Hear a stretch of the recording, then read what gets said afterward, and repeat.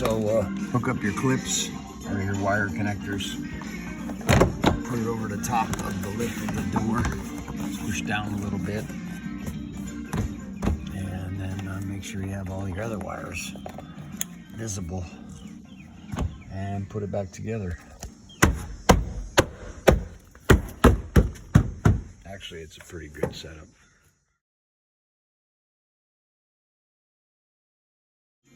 Had to get an extension and put a nut in a short socket to get into that hole.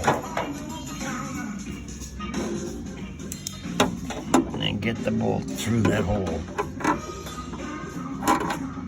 And then wiggle it a little bit right here and get that all right. So I had to hold pressure on with the screwdriver because this part here was a little fatter with the paint when I painted it.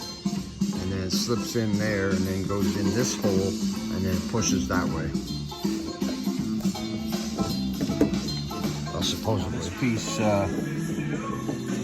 goes in, supposedly.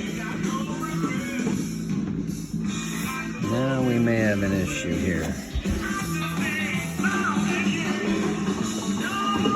Now, 10mm bolts. You can do it through the hole, or you can just do it with a 10mm medium. Hold a little piece. And I'm going to put this new one on. The piece is part of it. That's what broke off. Of course, got all this crap to go on with it. And I got a new handle painted. Just lift up, comes off. Unhook your wires. The little tabs to push in.